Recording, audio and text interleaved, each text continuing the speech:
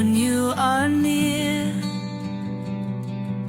Your light breaks through our deepest fear.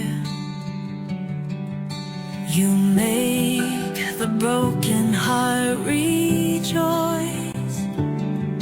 In you we find our voice.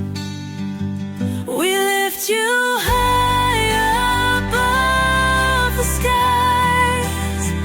With every breath our praises rise. Your love, it never fades away. We worship you both night and day.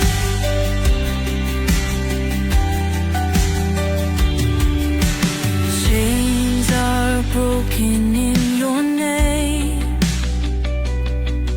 In you we are never the same. Your power flows like mighty streams, fulfilling all our dreams. We lift you high above the skies. With every breath our praises rise. Your love, it never fades away. We worship you both night and day.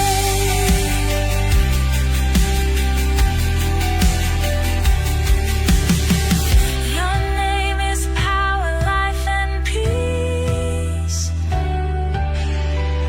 By your word our fears release. You are the hope that fills our soul. In you we find our goal. We lift you high above the skies. With every breath our praises rise. Your love, it never fades away. We worship you both night and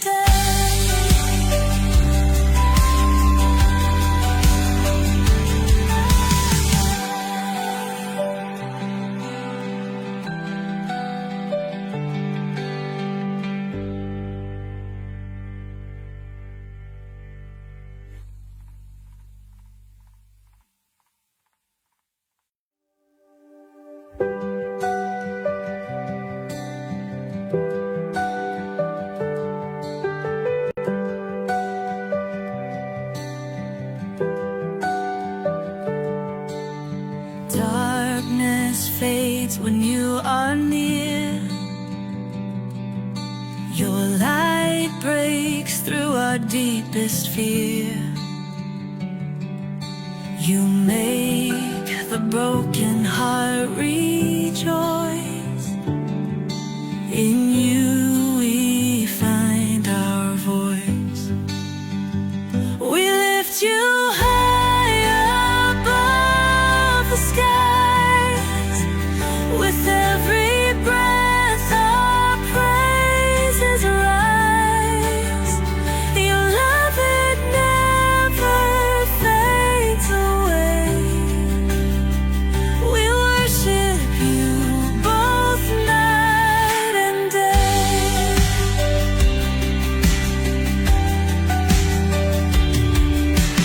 Chains are broken in your name. Hello, and welcome sa Russia TV mga kapatid. At meron tayong debate na magaganap ngayon between PAM mga kapatid versus dito sa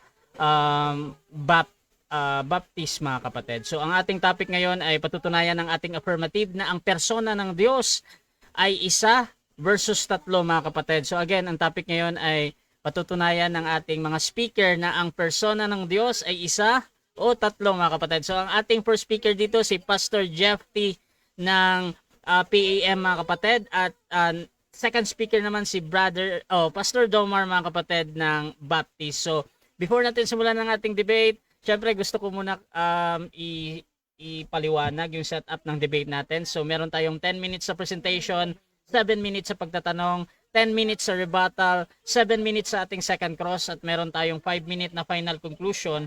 Mauuna si negative, mahuhuli si affirmative. O mauuna si first speaker, second speaker sa final conclusion. At sa ating rules mga kapatid, ang rule number 1, limit sa pagsagot. So meron tayong 20 seconds na pag-explain. Rule number 2 natin, yung ating close-ended question. Kung close-ended ang question or categorical, kailangan sumagot sa pagpipilian muna bago magpaliwanag ng 20 segundo. At ang unang lalabas sa bibig nyo mga kapatid ay yung categorical. Pwede ding sabihin ng moderator ang kanyang sagot to satisfy yung nagtatanong. Rule number 3 natin mga kapatid, yung ating 10 seconds explanation rule. Kung hindi niya sasagutin ang tanong or wala doon ang sagot niya sa pagpipilian, meron siyang pagkakataong magpaliwanag ng 10 segundo at yan na yung pinakasagot niya sa tanong. Rule number 4, sagutin ang tanong na naaayon sa tanong. So kung meron tayong tanong na sino, probably magbibigay tayo ng pangalan. Kung ang tanong ay saan, so syempre magbibigay tayo ng lokasyon kung saan nyo kinuha yung inyong mga sagot. So rule number 5, sa first stand doon lang dapat magtanong sa inilatag ng katunggali. At kung tinatanggi niya during first cross at sabihin niya na hindi ko pa nilatag yan, moderator, i-automatic next question ko yan. At sa rebuttal, pwede nang itanong ang lahat doon. Rule number 6, parusa sa dalawang warning galing sa akin mga kapatid. So 1 minute minus time yan. Rule number 7, isang objection lang at isang clarification lang, at no objection during final conclusion. Rule number 8, no insult about physical appearance. Hindi ko pinapahintulutan ng bangbanggit ng pandalait physical at yung pagmumura na nakasanayan. Pero labas doon gaya ng salitang demonyo, kulto, sinungaling, at iba pa ay maaring gamitin mga kapatid. Rule number 9, no challenge question. Ito yung mga tanong na kung mabasa ko or paano kung mabasa ko, italo ka na. So hindi ko papahintulutang maitanong yan kahit pa sumang-ayon yung kabilang panig. Rule number 10 mga kapatid, para sa sensitive question or personal question, pwede kayong magtanong dyan, pero pwede ding tanggihan ng ating sumasagot. At rule number 11, disconnection time limit, meron lamang tayong 7 minutes para makabalik sa ating debate.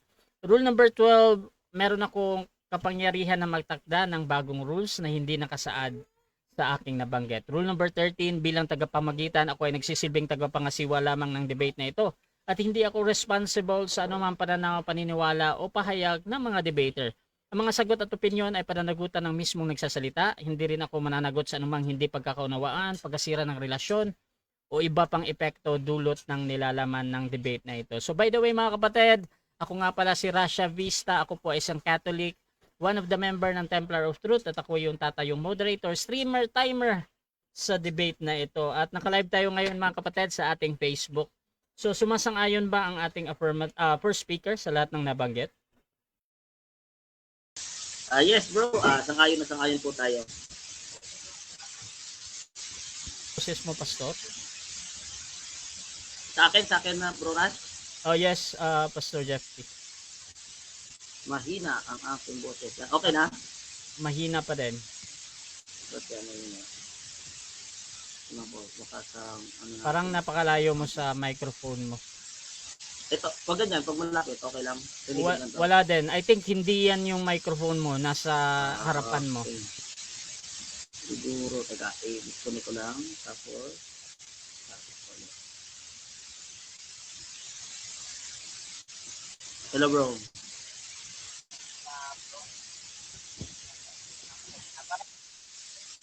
Yung sa phone mo na nasa harapan. Yan yung microphone mo. Ito? Oo.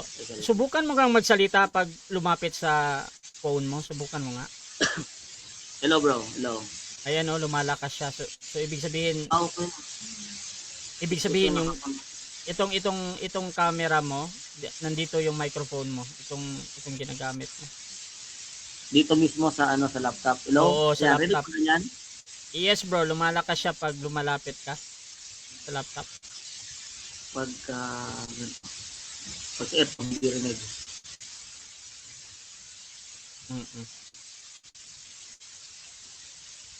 Wait lang ha. Ano ba? Pag ganyan bro, kung hindi lang ako mag-earphone, clear naman yung boses. Hindi rin rin. Napakalayo mo bro sa microphone talaga. Ang hina ng boses mo. Napakahina niya. Labas kaya muna ako bro, tapos balik ulit ako. Sige bro, tayo bro.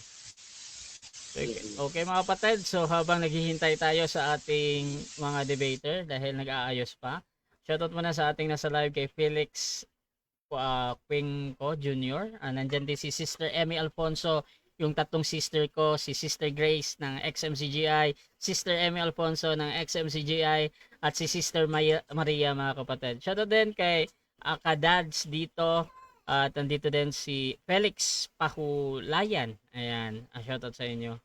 So hintayin natin si Pastor Jeffy na makabalik. Siguro habang naghihintay, gusto ko lang ipa-confirm ni Brother Domar. Sumasang-ayon ka sa ating rules, bro?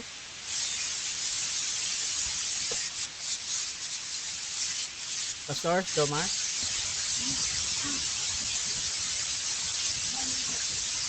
Sumasang-ayon. Wala kang audio, bro. Gusto ko. Wala. Yes, sumasang-ayon ako. Okay, thank you. Si Pastor Jeffy na lang.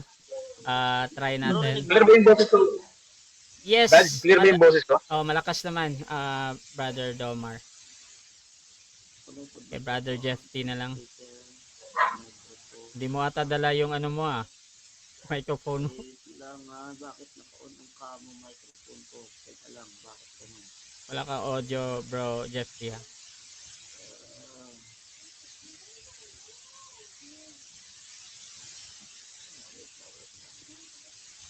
Paano ba edit bro yung ano nito, microphone? Ayan. Tapos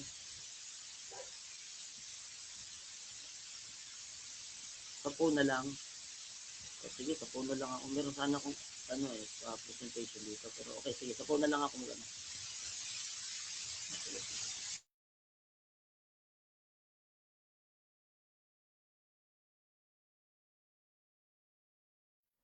Okay mga kapatid, sa mga bagong pasok dyan sa ating live, ang topic ngayon ay ang persona ng Diyos. So either that is isa or tatlo mga kapatid. Ang maglalaban ngayon si Pastor Jeffy. Yun. Yan yung maganda. Mas klaro bro. Mas klaro, mas klaro. Sige, dito na lang ako. Hindi ka na Wait lang. mag-headset. Sige. Okay na to. Kunin ko yung patungan. Sensya na mga kapatid, ngayon lang to. Kasi ininvento ko yung yung aking laptop. Baka pwedeng gamitin.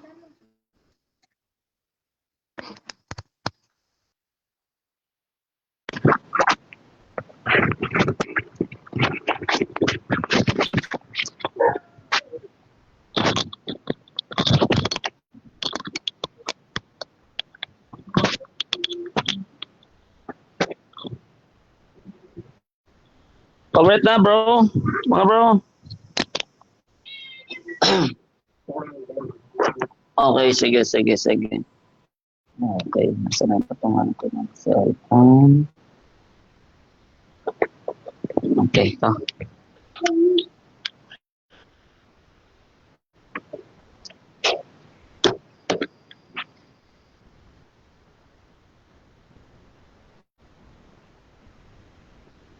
Okay.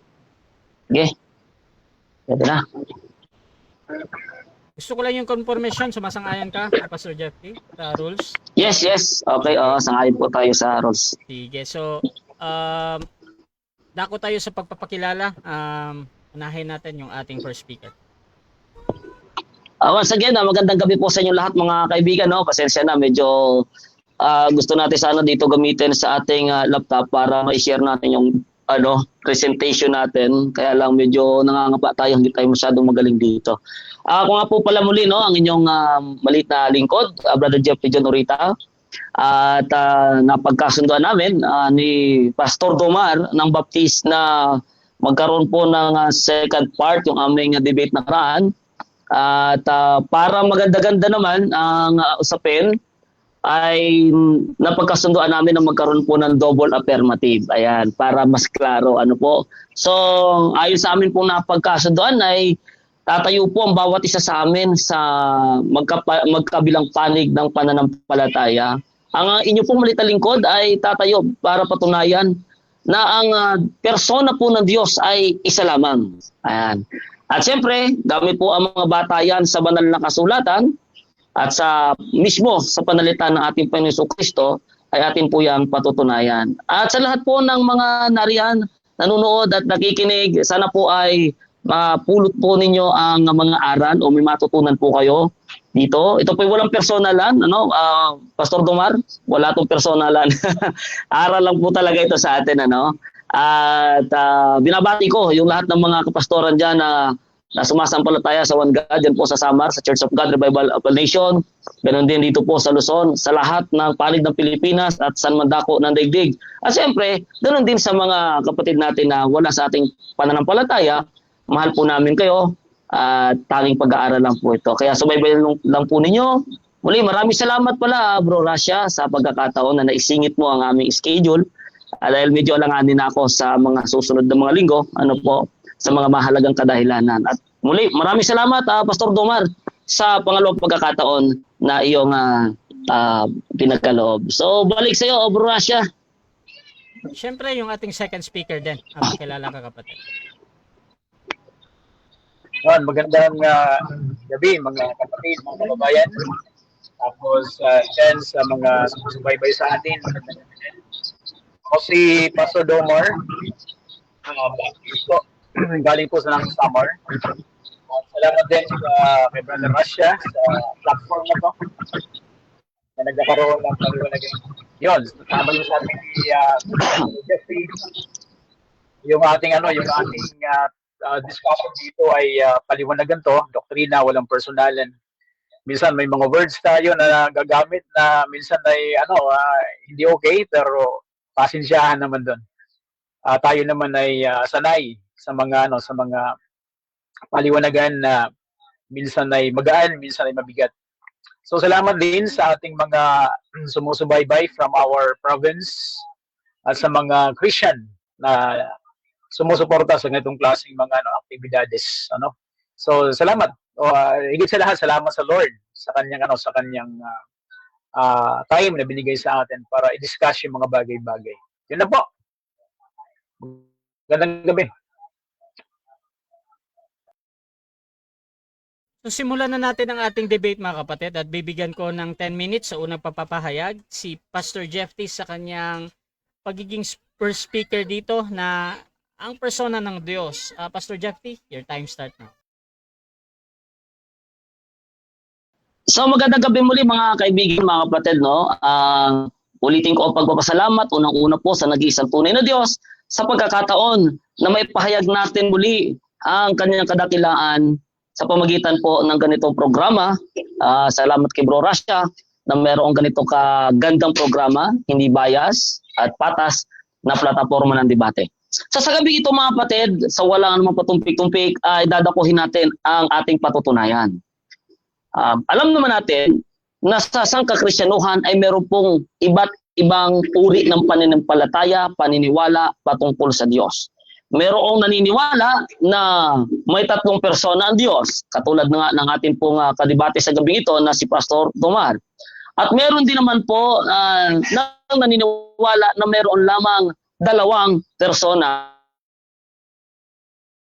Ang ditawag na oneness, na yung Ama, sa din yung Anak, at sa din yung Espiritu Santo. Subalit ang patutunayan natin sa gabing ito mga kapatid ay ang totoong doktrina mula sa banal na kasulatan kung ilan ba talaga ang persona ng Diyos at kung sino ba ang Diyos na tinuturo ng banal na kasulatan. O bakit sinabi ko po ang totoong aral ng Biblia? Sapagkat meron po kasing hindi tunay na aral mula sa mga Kristiyano. Kaya nga meron debate kasi may iba't ibang pananampalataya. Subalit, ang ating itatayo ay kung ano yung tunay na aral ng Biblia. Simulan natin sa unang pagpapatunay. Patunay mula mismo sa Panginoong Hesukristo. So unang patunay natin mismo po magmumula sa salaysay ng ating Panginoong Hesukristo. Sabi dito sa Marcos 12, talatang 28, at lumapit ang isa sa mga eskriba at nakarinig ng kanilang pagtatalo.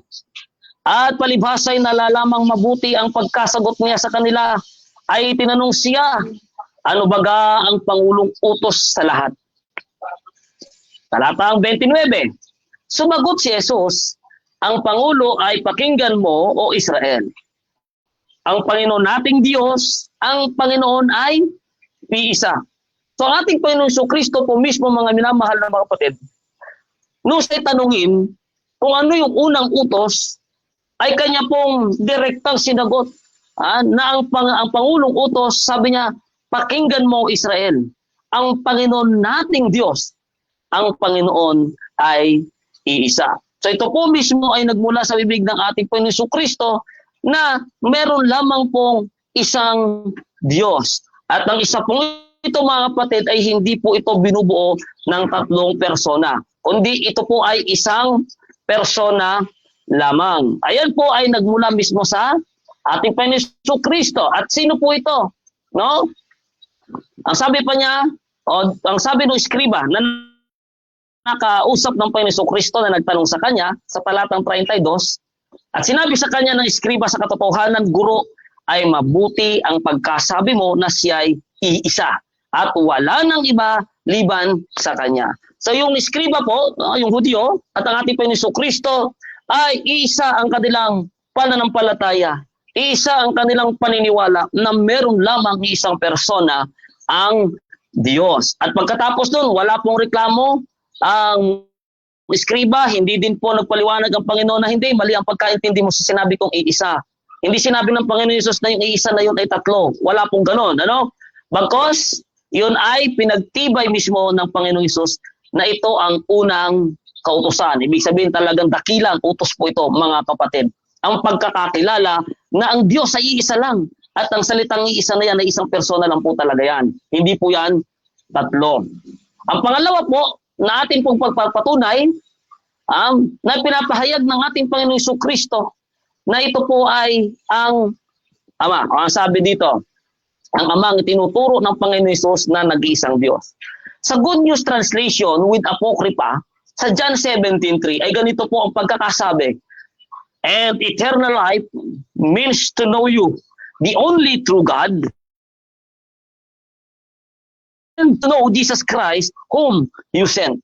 So liwanag po dito na mismo ang ating Panginoon Kristo, nung siya'y dumadalangin sa Ama, ay kanyang sinabi na ang pagkakaroon ng buhay na walang hanggan ay ang makilala ka, the only true God.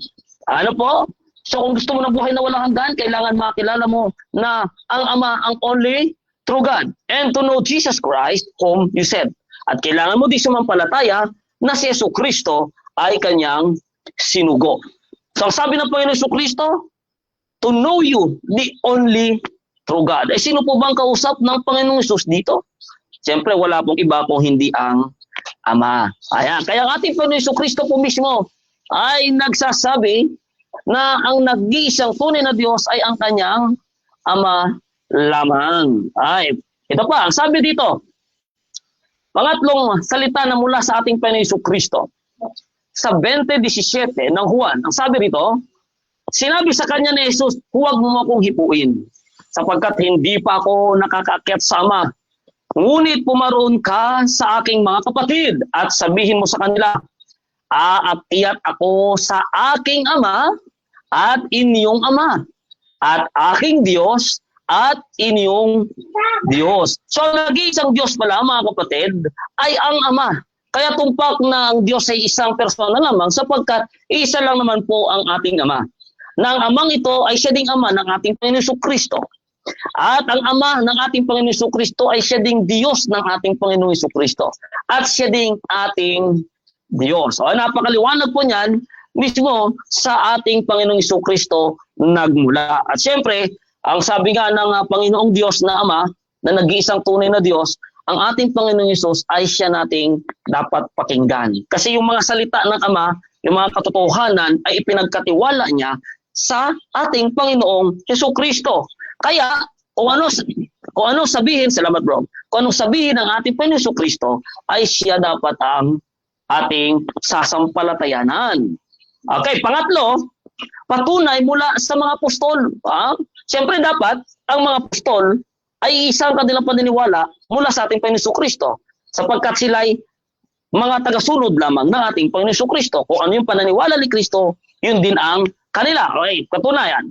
Unang Timoteo 1:17, ang sabi rito, ngayon sa haring walang hanggan, walang kamatayan, di nakikita sa iisang Diyos ay ang kapurihan at kalwalhatian kailanman siya nawa. Napakaliwanag po niyan sa iisang Diyos. At ang Diyos na ito ay wala po itong kamatayan. At ang sabi po ng ilang mga apostol, ang amang nag-iisang Diyos, Efeso 4:6, isang Diyos at Ama ng lahat. Na siyang sumasa ibabaw sa lahat at sumasa lahat at nasa lahat. So meron lang po talagang isang Diyos. At sabi sa unang Korinto 8:4, tungkol nga sa pagkain ng mga bagay na hihain sa mga Diyos-Diyosan, nalalaman natin na ang Diyos-Diyosan ay walang kabuluhan sa salibutan at walang Diyos liban sa iisa. Ayan, walang Diyos liban sa isa. Sapagkat bagamat mayroong mga tinatawag na mga Diyos maging sa langit o maging sa lupa, kaya ng may maraming mga Diyos at maraming mga Panginoon, ngunit sa ganang atin ay may isang Diyos lamang, ang Ama.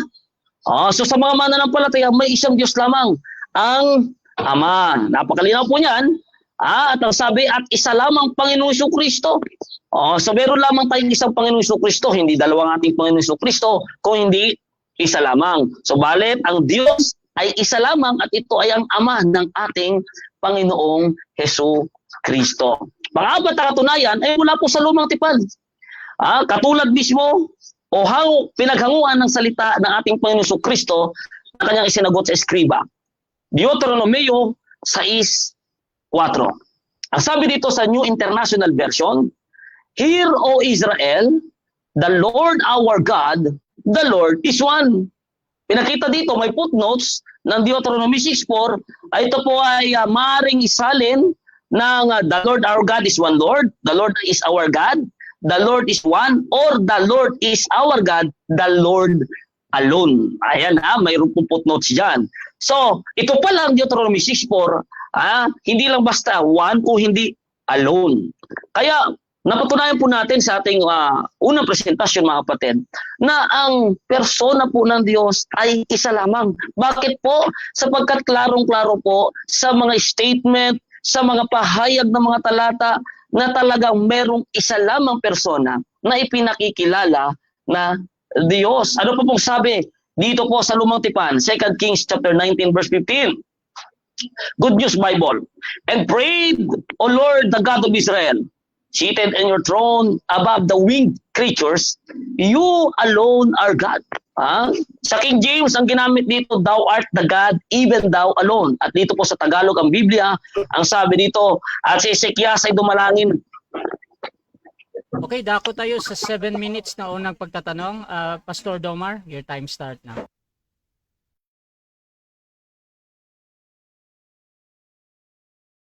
Okay, Brother Jeffrey. Yung una kong tanong ay ano yung unang verse na ginamit mo? Wala kang sound. Okay, Marcos 12 kapatid, Marcos 12, 28, 29 at 30. Next question. Ano ang pinapatunayan diyan? Isang Diyos o isang persona? Pareho kapatid, sapagkat pag sinabing isang Diyos, ito po ay automatic isang persona. Sapagkat sa paniniwala po ng ating Panginoon Kristo at ng mga Israelita, pag sinabi pong Diyos, isa lamang po talaga yan, isang persona po yan. Wala na pong iba. Next question kapatid. Okay. Ano yung persona diyan sa unang mong talata? Ang Ama po ang persona na tinutok dito. Ang pangalan ng Ama sa Deuteronomy. Nakasulat ba dyan sa binasa mong talata na salita? Yes, nakasulat po. Sapagkat ang Lord po dito, ito po'y kopya o hango sa Deuteronomy 6:4, na ito po'y pangalan ng Ama YHWH or Jehovah, Yahweh sa ibang version, Jehovah sa ibang version, at yan po ay ang pangalan ng Ama. Next question po. Sa Deuteronomy 6:4 na pinagkuhanan, Brad, meron bang salitang ama doon? Directly, no, walang Ama, pero yung salita pong Lord, Jehovah, yan po ay tumutukoy po sa Ama at hindi sa ating Panginoong Jesucristo. Next question po, kapatid. Okay. So, saan mababasa na yung salitang Yahweh ay direkta sa ama? Anong verse? Okay. Meron po sa Jeremiah, meron din sa Isaias, at marami pa pong iba. O, next question po. Diba sa isang sample lang kapatid. Mamaya na lang, Pastor Isang Tomar, sa second, mamaya na lang po sa second stand, meron naman tayo na pwede dito lang tayo magtanong sa mga unang nilatag. O sa second stand po, talakayin natin yan. Okay, salamat kapatid. Yan. Diyan sa Diyan sa kinote mo yung John 17:3. Ano? John 17:3. Sino yung nag-iisang Diyos diyan ayon kay Kristo? Ang Ama po ang nag-iisang tunay na Diyos. To know you, sabi niya dito, to know you, ang tinutukoy niya po ay ang Ama. Next question po. Okay. Ilang persona ang nag-uusap diyan? Nag-uusap po si Jesus Christ at ang Ama, at ganyan din, ang nagnanarrate dito ay kinikilala na bilang si John. Next question po. Okay. So naniniwala ka na yung anak niya sa 73 ay persona o hindi? Naniniwala po ako na si Jesus Christ ay persona, pero hindi po dito sinasabi na silang dalawa ay tunay na Diyos. Kaya nga sabi niya, to know you. At ang tinutukoy po dito ay ang Ama lamang. The only true God ay ang Ama lamang po. Hindi po si Jesus Christ. Si Jesus Christ po ay sugo ng tunay na Diyos at siya po ay tinatawag sa Biblia na anak ng Diyos, hindi po Diyos anak. Next question, Pastor. Okay, next question tayo. Sa kinote mo yung yung 1 Corinthians 8:6, tama ba ako? Yes po. Tama. Okay, so ano ang pagka-describe tungkol sa ama dyan? Sino siya? In connection to creation. Yes, siya po ang nag-iisang tunay na Diyos na pinagmulan po ng lahat ng mga bagay. Next question po. Okay. Dalawang question. Ano naman ang description ng anak tungkol sa creation? Jump din sa verse na yan, 8:6. Okay. Dito po, ako po naniniwala na ang description dito tungkol sa anak ay tungkol sa redemption. Kaya nga sabi dito, at tayo'y sa pamamagitan niya. So ito po ay tumutukoy sa redemption. Tayo po ay new creation, new creature, newborn or born again, bagong panganak, bagong tao, through Jesus Christ po. Yan po ang ipinahahayag dito sa 1 Corinto 8:6. Next question po. Okay. Pwede pakibasa, Brad, ng buo ng 1 Corinto 8:6? Yes, pwede po. Sabi dito, ngunit sa ganang atin ay may isang Diyos lamang, ang Ama. Nabuhat sa Kanya ang lahat ng mga bagay at tayo sa Kanya. At isa lamang Panginoong Jesucristo. Si Jesucristo, nasa pamagitan niya ang lahat ng mga bagay at tayo'y sa pamamagitan niya. Ano po ang tanong? Okay. So, same description sila, tama hindi? No, sapagkat ang Diyos po ay nag-iisang Diyos lamang. Maliwanag naman, ngunit sa ganang atin ay may isang Diyos lamang, ang Ama. So doon pa lang sa first description, ang Diyos lamang dito ay ang Ama. Samantalang dito sa ating Panginoon Jesucristo ay tinawag siyang Panginoon. So ibig sabihin magkaiba. Pagdating doon sa gawain, isang creator at isa pong redeemer. Ng lahat ng bagay, lahat, tayo, pati tayo, ay niredeem po sa pamagitan ng Panginoon Jesucristo. At mapapatunayan po natin yan. Maari sa ibang topic, pwede po natin talakayin yan. Okay. So minutes, give up ko na lang, Brad, yung last 1 minute. Thank you, Brother Jeff.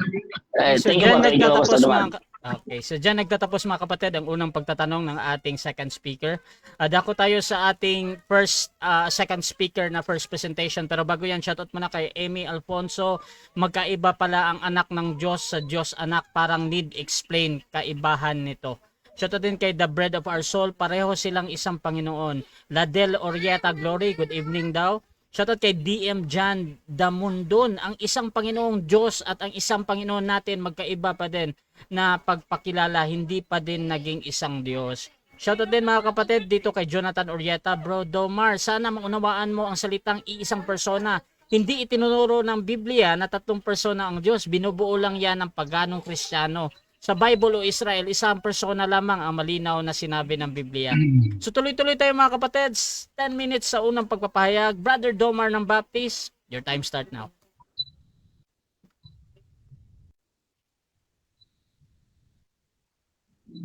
Okay, maggabi. So, sa ano ko lang, sa tingin ko, ang pinatunayan po ng ating ni Brother Jeff T. Ay yung isang Diyos. Actually, ang topic namin ay isang persona versus tatlong persona. So ngayon, sa side naman po ng namin bilang naniniwala ng isang Diyos ay may tatlong persona. Una po ay nag-ugat po ito, mga kapatid. Unang tanong po ay ano bang ibig sabihin ng Elohim? So yun po yung unang tanong. Ang Elohim ay isang salitang Hebreo, ang ibig sabihin ay Diyos. Ito po ay nasa plural form or anyong pangmaramihan. Subalit, ang meaning o kahulugan nito ay singular o pang-isahan. So, sa bagay na yan, ay nagkakasundo po kami ni Brother Jeff T. na yung Elohim, bagaman plural, ay iisa lang po ang Diyos na tinutukoy dyan. So, palagay ko, hindi na kailangan patunayan sa akin na isa lang ang Diyos. Kasi naniniwala po ako dyan. Ang debate po dito, ilan po ba talaga ang persona ng isang Diyos? So actually, nagkasundo na kami dyan ni Brother Jeff T. Yung Elohim, plural in form, then singular in meaning.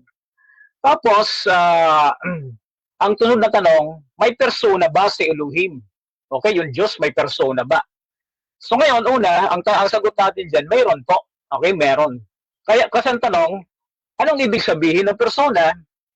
Bakit? Kasi may mga grupo po ng religion hindi naniniwala na may persona ang Diyos eh. Okay? Ang ibig po sabihin ng persona, mga kapatid, una po dyan, yung pong pronoun na he ay ginagamit sa Diyos. So yung pronoun na he, ibig sabihin, siya po ay ginagamitan ng personal pronoun. Hindi po ito, ang he ay hindi po pang hayop, hindi rin pang tao, pang bagay, hindi rin pang pangyayari, hindi rin mga tanim o ano man. Kundi ang he ay personal pronoun. Yan po ang mababasa sa Genesis chapter 1 verse 26. Ano? So may persona po ang Diyos. Ibig sabihin, ang Diyos po ay mayroong divine personality. So iba po siya sa human personality. Mayroon po siya divine personality. Ang tanong sunod, ilan ang persona ni Elohim? So una kanina, dinefine natin ano ang Elohim. Pangalawa, may persona ba siya? Opo. Pangatlong tanong, ilan ang persona ni Elohim ng mga kapatid? Ito na yung, palagay ko, ito na yung kontrobersiya. Mapasok na tayo sa kontrobersiya. Tatlo sa tindig po namin. Okay, sa tindig po namin, tatlo ang persona ni Elohim. Atin pong obserbaran itong Genesis chapter 1 verse 26. Una po yan, ano? Ang nakalagay po doon, likhain natin. Yung pronoun na natin, yan po ay plural personal pronoun. Okay? Yan po ay plural. Ibig sabihin ay pang maramihan. Okay, so ngayon, tatlo po yan, ano mga kapatid. So sabi niyan, likhain natin ang tao ayon sa ating larawan. So yun po yung basis kung bakit plural ang persona ng Diyos. Okay? Then pangalawa, sa baptism ni Jesus, doon po sa Matthew chapter 3, 16 to 17. Tapos, sa formula po ng water baptism sa Matthew 28 verse 19, very clear yon. Baptize them in the name of the Father, and of the Son, and of the Holy Spirit. Kaya naniniwala kami, tatlo ang persona ni Elohim ng mga kapatid. Ang sunod tanong natin, sino-sino ang persona ni Elohim? O, di ba? So, very ano yun, ano? Yung latag na to, very clear yan. Sino-sino ang persona ni Elohim? Naniniwala po kami, mga kapatid, ang persona po ni Elohim ay Ama, Anak, at saka Espiritu Santo. Malinaw po sa 28:19 ng Mateo at saka sa unang Juan 5:7. Okay, 1 John 5:7 sa King James Version ng mga kapatid. So yan po ay pinapatunayan ng Biblia. Pero ang controversial na tanong dito, bakit hindi isa? Bakit hindi dalawa?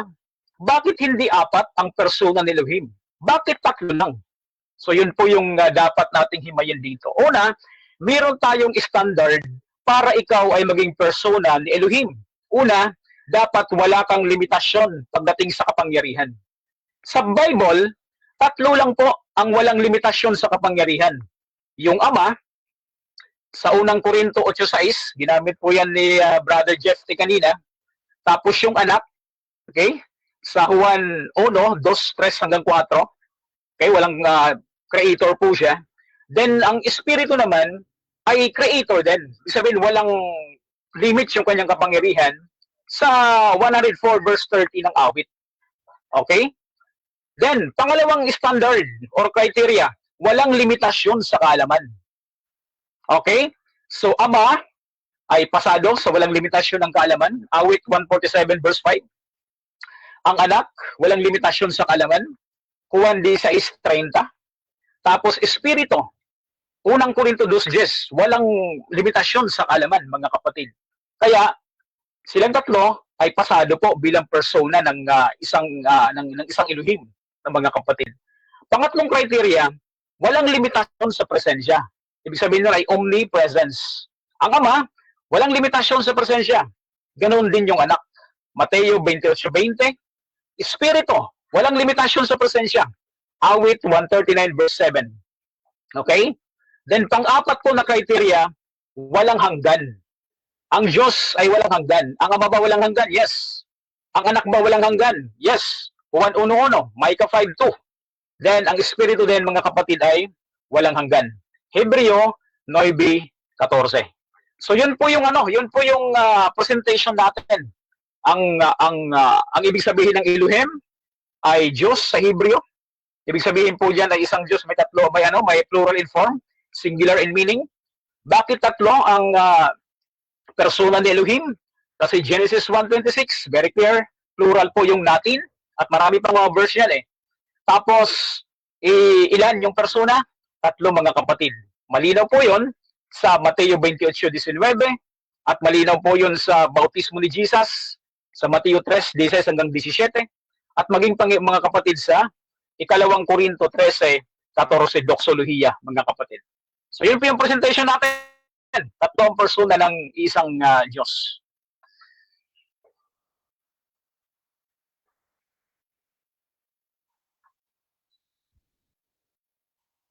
Dako tayo mga kapatid sa ating pagtatanong. Pastor Jeff T, 7 minutes. Your time start now. Okay, so salamat Pastor Domar sa iyong hanay. Ay, so nabanggit mo dito yung Elohim na napagkasunduan naman natin ito na ang Elohim ay plural form, subalit singular in meaning. Pag ba sinabing tatlong persona, matatawag pa ba itong singular? Yes or no? Pag tatlong persona, yun? Yun sinasagot yung plural in form pang Elohim. Okay. So, ibig sabihin na kapatid, yung tatlong persona ay hindi pwedeng tawagin na singular kasi tatlong persona nga. So, ibig sabihin, sumasangayon ka ba na pagka sinabing tatlong persona ay hindi ito singular, pag tatlong persona? Pagka tatlong persona, automatic plural yon. Yan pumapasok yung Elohim. Plural in form, tapos yung singular in meaning, yung kaging Diyos yung meaning niya. Okay. Kuha dyan. Okay, so pareho naman tayo na sumasang-ayon na ang Diyos ay may persona talaga, kapatid. Tayo ay nagkakasundo dyan na ang Diyos ay mayroong persona. Dangan nga lamang sa akin na isa sa iyo ay tatlo. So dahil ginamit mo yung Elohim, no, pangalawang tanong, doon sa unang talatang ginamit mo, Genesis 1:26, di ba ginamit doon yung salitang Elohim? Tapos yung Elohim doon, nagsalita. Alin ba ang basihan mo ng pagiging plural doon? Yung Elohim na nagsalita o plural kasi let us? Yung let us. Yung pronoun. Okay. So, ibig sabihin, kaya yung 1:26 ay naging plural siya dahilan doon sa salitang let us. Ano po, gusto kong linawin na hindi dahilan sa salitang Elohim na plural, grammatical plural ng Elohim, kaya naging plural ang 1:26. Tama ba ako? Kasi dahilan sa let us, kaya siya naging plural. Yeah, actually, related siya.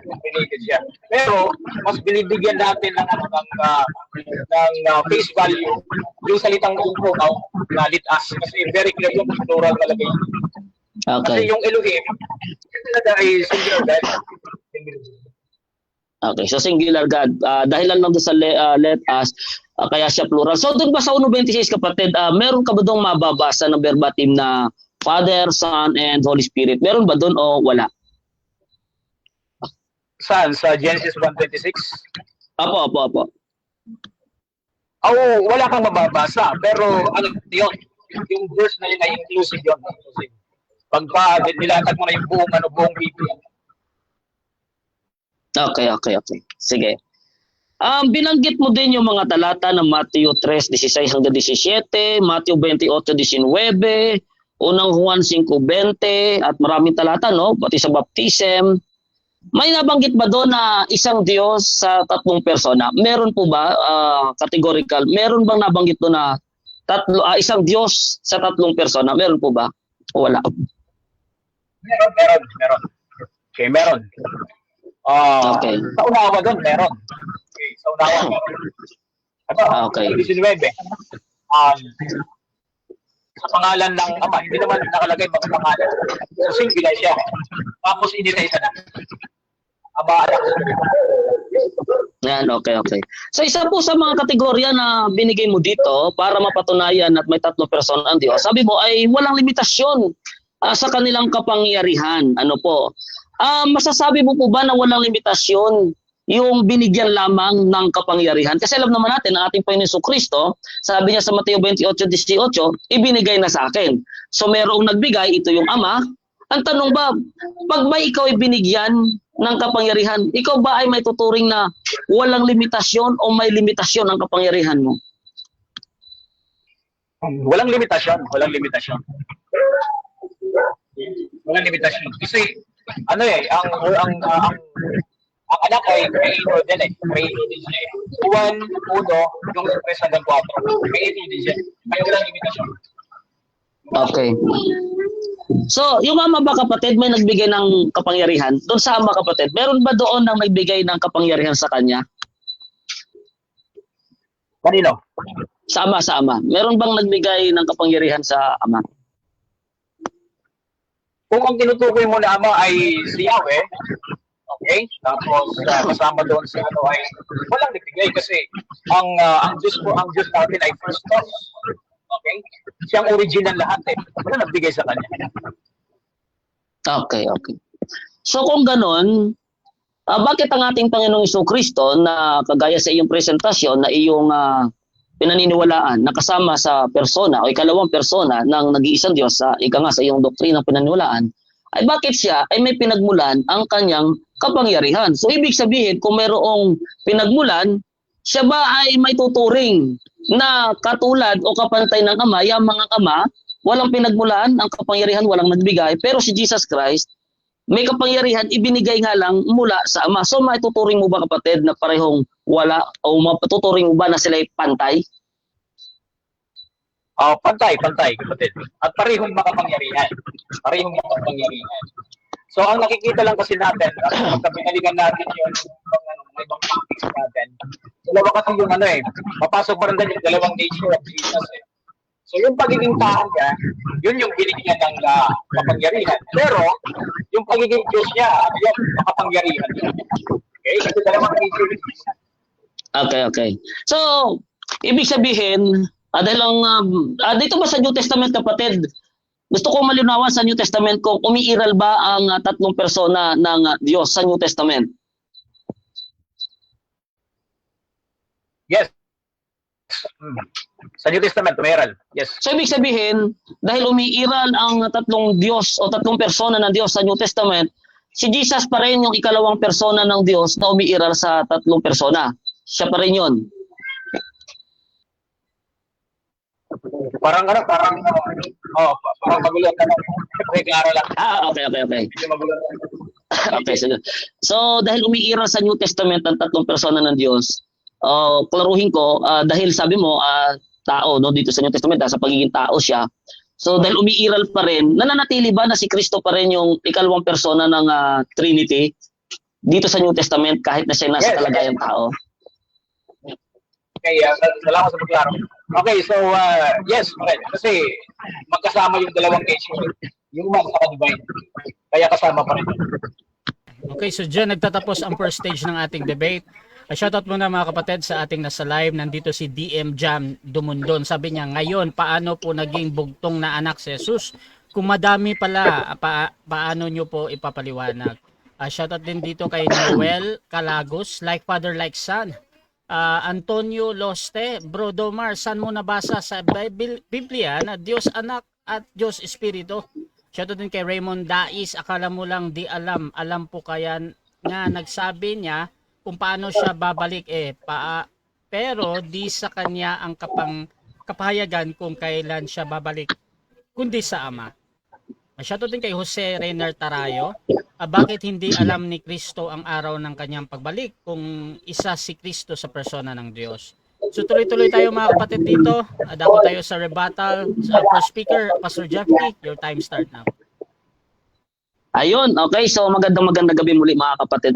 So napakaganda po ng ating pagtatalakayan kasi educational.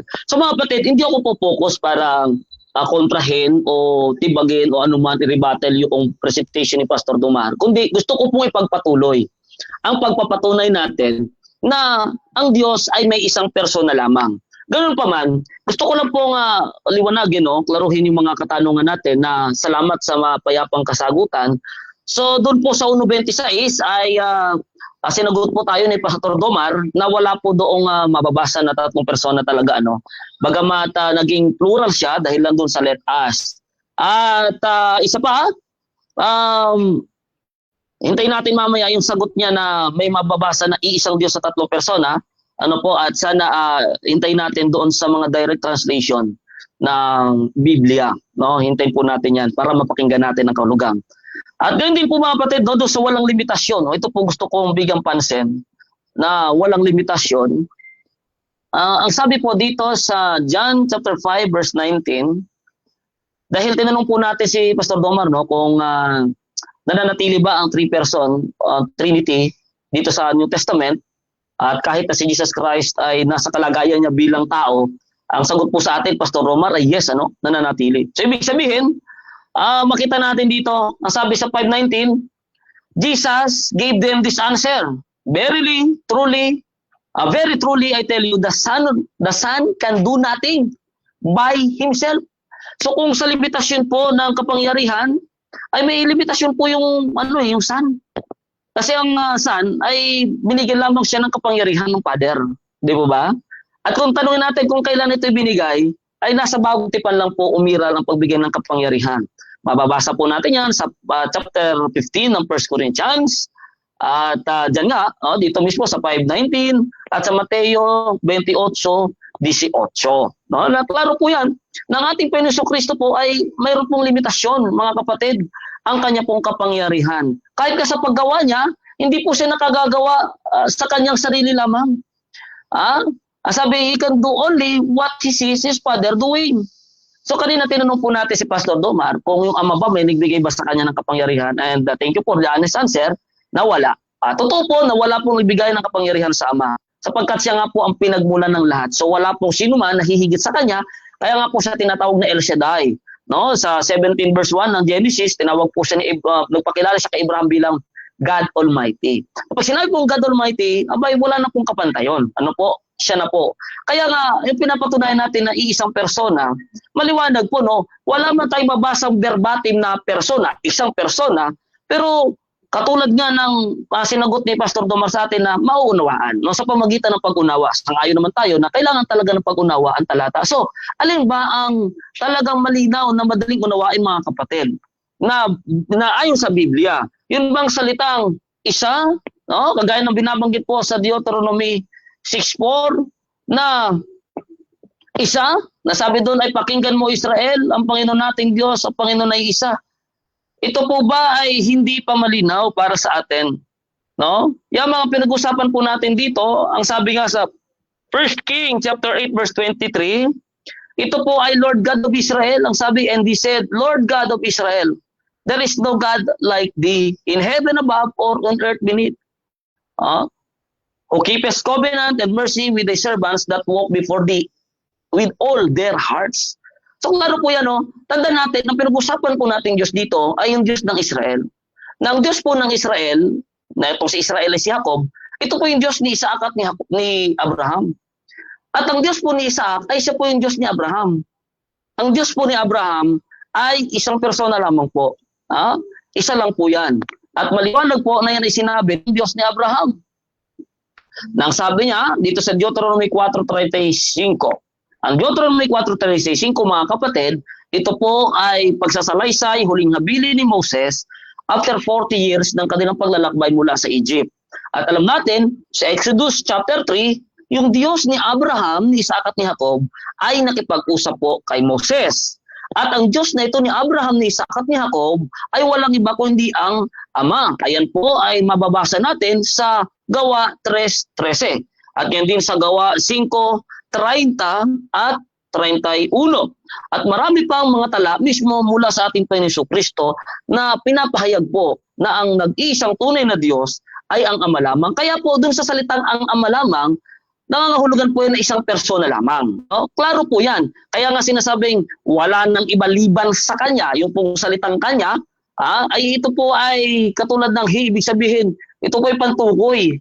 No?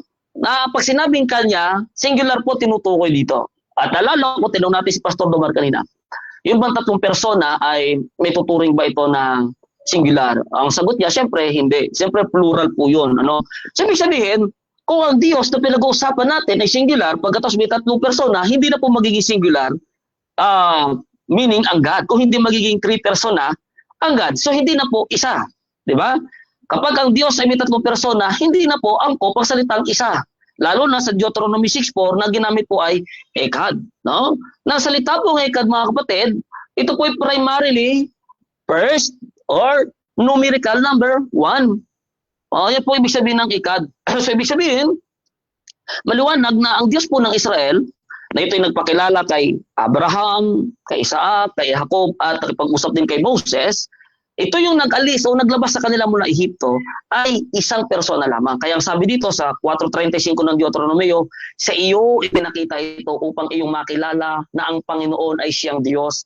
Wala nang iba liban sa Kanya. So isang persona po, ano? Wala nang iba liban sa Kanya. Deuteronomy chapter 4 verse 39, palastasin mo sa araw na ito at isa puso mo na ang Panginoon, yung Panginoon po dito, ito po ay Jehovah, YHWH, ay siyang Diyos sa itaas sa langit at sa ibaba sa lupa, walang iba pa. Okay, so puro singular po ito, kahit hindi verbatim na isang persona, pero maunawaan po natin. Sa liwanag ng pagkakasalaysay, wala nang iba pa. At saan pa po natin makukuha iba pa pong mga talata? Kagaya na naman po, mga kapatid, na mababasa natin sa 1 Chronicles, mababasa natin sa 1 Chronicles na ito pong 29 verse 10, na ito pong Lord, ito si Jehovah, siya po yung Father. Sabi dito, 1 Chronicles 29:10, wherefore David blessed the Lord before all the congregation. And David said, blessed be thou, Lord God of Israel, our Father. Ayan ang sabi ng Panginoon Kristo sa 20:17, aking Ama, na inyong Ama, aking Diyos, na inyong Diyos. Sa matuwid, ay maliwanag po na talagang isang persona lang ang Diyos mula sa lumang tipan hanggang sa bagong tipan. Sapagkat yung kinikilala nila King David at ng buong Israel na kanilang ama, na ito'y Lord God, Jehovah Elohim ng Israel, ay tinatawag nilang ama. Ayan. Yan po sinasabi. Okay.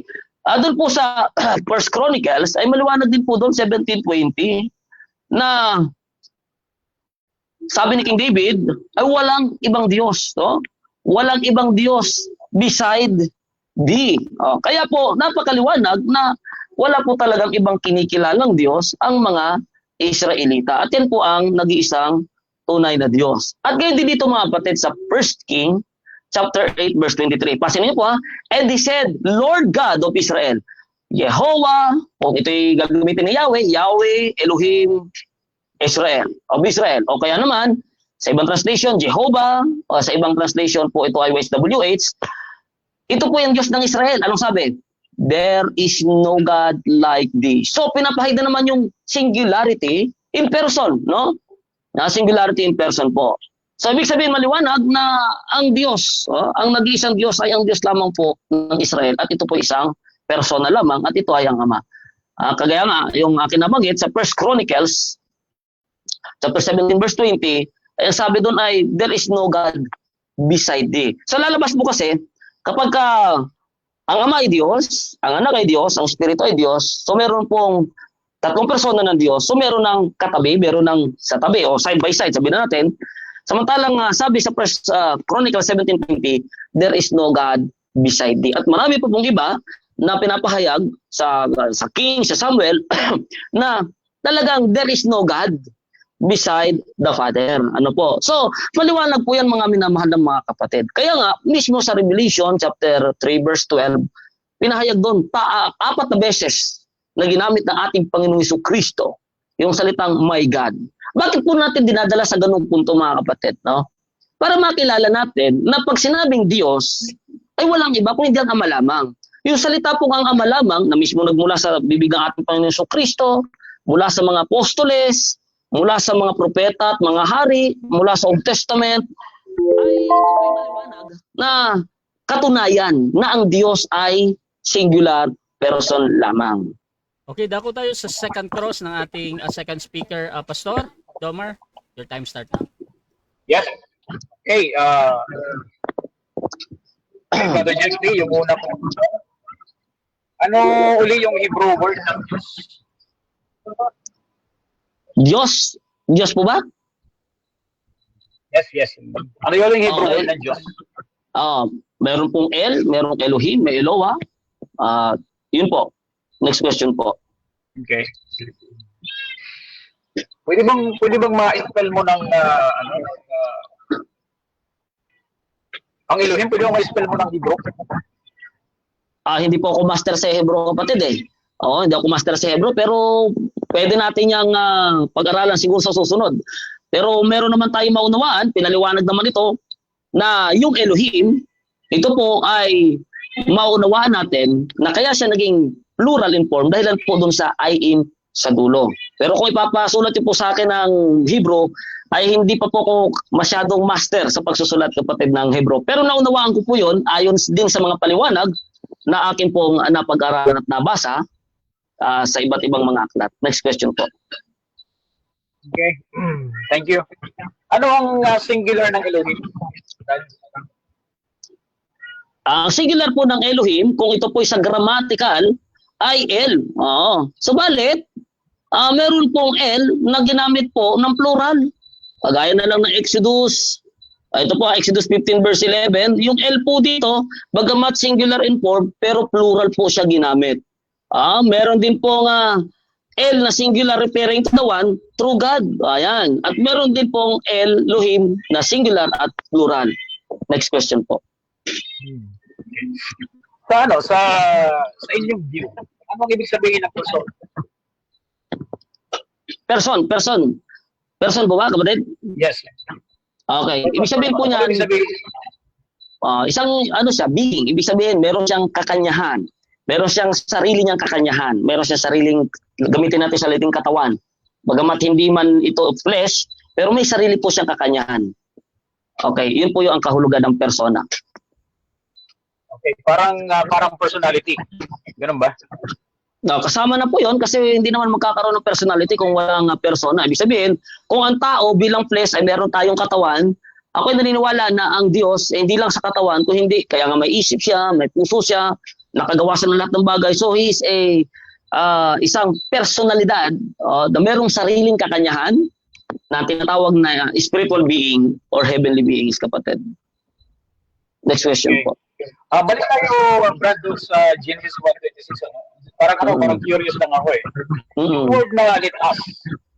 Sino yung, di ba sabi mo ay, previous mo na ako, Okay, sige. sabi mo, father lang yung persona. Okay, father lang yung persona. Sino yung kausap niya dyan? Let us make man in our image.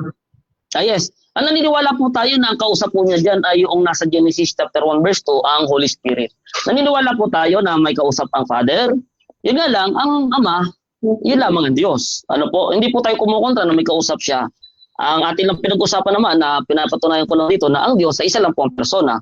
So yung kausap niya ay hindi po Diyos, kung hindi Holy Spirit po. Ayun po mismo doon sa Genesis chapter 1 verse 2. Next question, Pastor. Okay. So naniniwala ka na ang Holy Spirit ay creator. 10 seconds po, naniniwala po ko na ang Holy Spirit ay person. But by sabihin natin creator like the Father, klaro naman po sa talatang 27 kasi ng Genesis na yung God, yung Elohim, siya lang po yung create, hindi yung kanyang kausap. Next question po. Okay. Mag-premise lang ako, Brad. Kasi sabi mo kanina, ang kausap doon sa Genesis 1:20 ay yung Holy Spirit. Tapos ang context, sabi doon, let us make man. Ibig sabihin ay paggawa ng tao. So naniniwala ka ba na ang Holy Spirit ay creator ng human? Doon po sa actual ay hindi po ako naniniwala na ang Holy Spirit ang nag-create actual. Sapagkat maliwanag naman po sa verse 27 na sinabi po ng Diyos ni Moses sa 27 na and God make man in His own.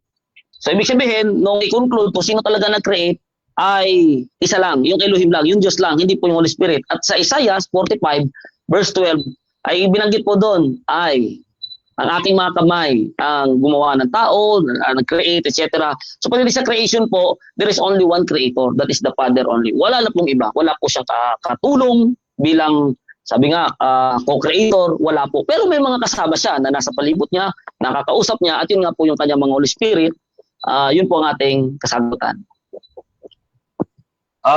Binanggit mo mga Holy Spirit, tama ba ako?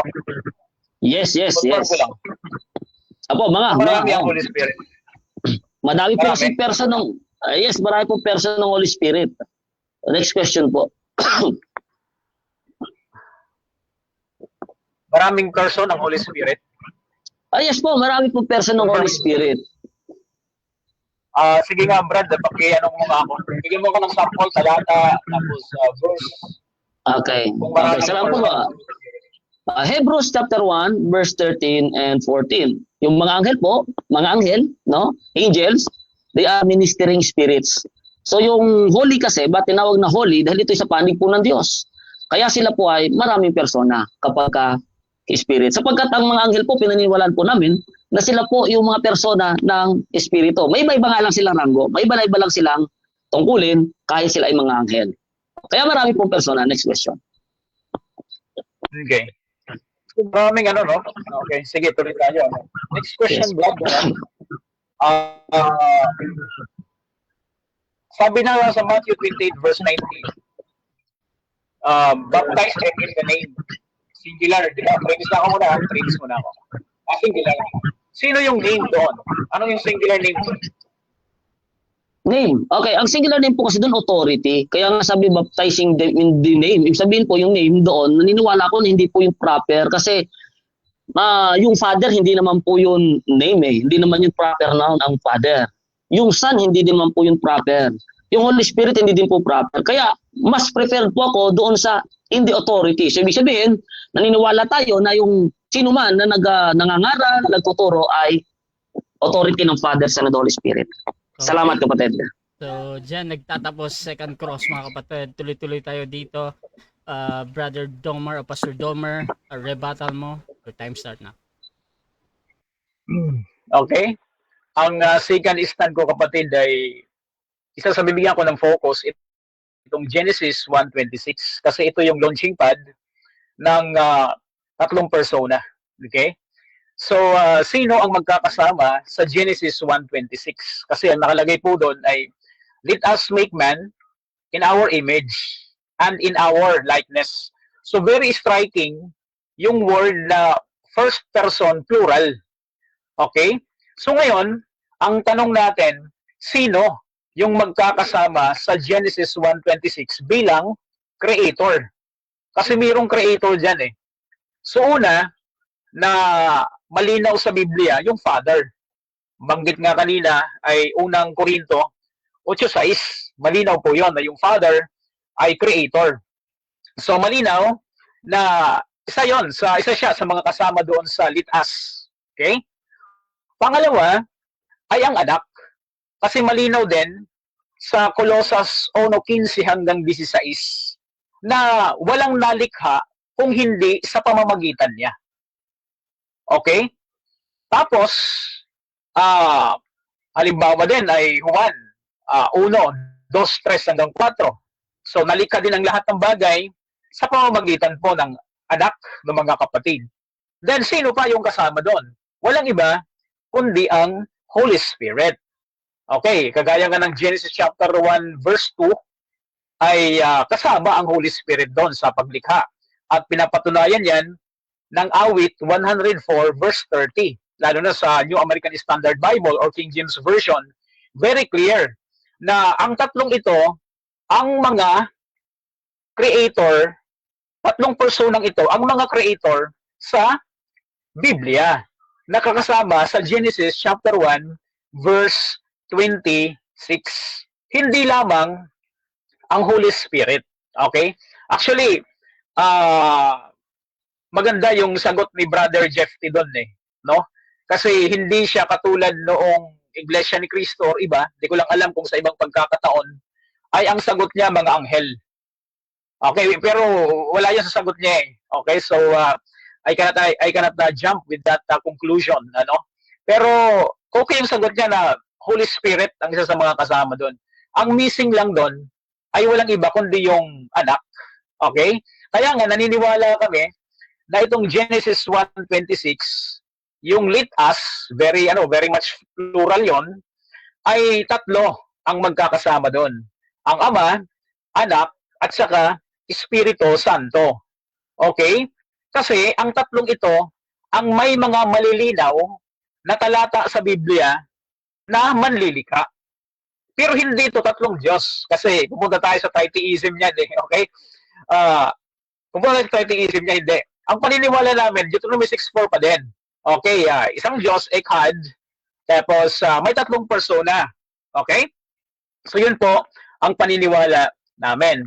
Sa gayon, ay malinaw ng magkakasama sa Genesis 1:26 ay walang iba kundi ang Ama, ang Anak, at ang banal na Espiritu. Ano mga kapatid? So yun po yung malinaw doon. Pangalawa, tinatanong ko yung Mateo 28:19 kanina, ano? Yung salitang name doon ay singular. Okay, kaya very sa tinatawag nating grammatical analysis sa exegesis, very critical 'yon. Yung salitang name doon ay singular. Okay?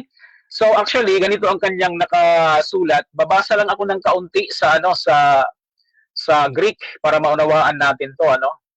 Na pasensya na kasi dito ko mag-grammatical analysis sa lingwahe niya. 28 verse 19. Ito ang nakalagay dito, ano? Ang nakalagay dito, go ye therefore and teach all nations, baptizing them. Okay, baptizing them ang nakalagay doon. Pagka sinabi nating baptizing them, okay? Baptizo sa Greek. Tapos ang nakalagay dito ay autos esto onoma. Ang onoma dito ay singular, pero third person. Third person accusative singular, ibig sabihin may tinutukoy. Hindi first person, hindi second person, kundi yung third person, may tinutukoy. Yung onoma ay noun siya, third person accusative singular sa Greek. Okay, ibig sabihin, ito po ay tumutukoy sa nag-iisa. Alin yung name na yon? So, ang kuha po natin dyan, yung name na yan, tumutukoy kay Yahweh. Bilang, sabi mga ng Deuteronomy 6:4, di ba? Shema Yisrael, Adonai Elohino, Adonai Echad, ang nakalagay doon. Yung Echad doon, walang iba, kundi si Yahweh. Kaya yung onoma dyan, yung onoma or name, ay singular, tumutukoy kay Yahweh. At ngayon, binigyan ng breakdown. Sino-sino yung persona ni Yahweh? Ito na. Ang nakalagay doon dito ay to patros of the Father. Patros sa Greek ay Father. Patros sa Greek. Then, sinundan ng kai. Ibig sabihin ng kai ay and. And to huio, yung Son. Okay? Pansinin natin, sa bawat and, mayroon siyang tinatawag na article. Okay? Tapos, ang next dyan, and kai to hageo pneumatos. Yung pneumatos ay Holy Spirit. Okay? So ngayon, sa Greek grammar, kapag ka ang isang noun ay may sinusundan ng article, ang ibig po sabihin niya, distinct. Ibig sabihin, iba. Okay? Iba. Ibig sabihin, iba yung Father, iba yung Son, iba yung Holy Spirit. Tapos, itong tatlong ito ay mayroong name na singular. Ang name na singular niya ay Yahweh, ng mga kapatid. So yun po yung dapat na grammatical analysis niya pagdating po sa Mateo 28:19. Okay? So yun po. So ibig sabihin na atin pong naipalabas na mayroon pong iisang Diyos by that singular name, at itong iisang Diyos ay mayroon po siyang tatlong persona. Okay. Ang tawag naman po doon sa Matthew chapter 3, 16-17, yung baptism of Jesus, ang tawag po doon ay experiential Trinitarianism. Okay? Bakit experiential Trinitarianism? Naranasan po ng mga tao na makita at marinig ang boses ng tatlong persona. Okay? So, na-experience po nila yun. Si Jesus, yung binabautismohan, yung anak, tapos bumaba yung Holy Spirit, pagkatapos may nagsalita sa langit. Ito ang minamahal kong anak na lubos kong kinalulugdan. So tatlong persona po siya ng mga kapatid. At sa iisang Diyos, hindi po iisang persona lang po yan. Mayroon pong tatlong persona yan. Kasi pagka atin pong sinurvey ang Biblia, ang tatlong persona na to ay pasado po, mga kapatid, sa standard or criteria ng nature of God. Okay? Yung Father, siya po ay powerful. Tapos yung Holy Spirit, powerful din. Tapos ganoon din yung Son. Eternality, pareho po silang tatlo. Pagkatapos sa omniscience, pagdating po sa walang hanggang kaalaman, pareho po sila. Pagdating po naman sa omnipresence, pareho din po silang tatlo. Sa lahat po ng characters sa Biblia, sa dami-dami ng characters ng Biblia, tatlo lang po sa mga persona ang pasado sa katangian ng pagiging Diyos. Kaya malinaw na ang isang Diyos, okay, si Elohim, na ang pangalan niya po ay Yahweh, ay mayroon pong tatlong persona. Walang iba, kundi yung anak, yung ama, at saka yung banal na espiritu.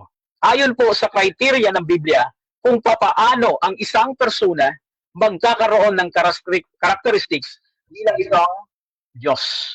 Thank you so much. Yan po ang ating second stand. Proceed tayo mga kapatid sa ating second cross ng first speaker, Pastor Jeff T. Your time start now.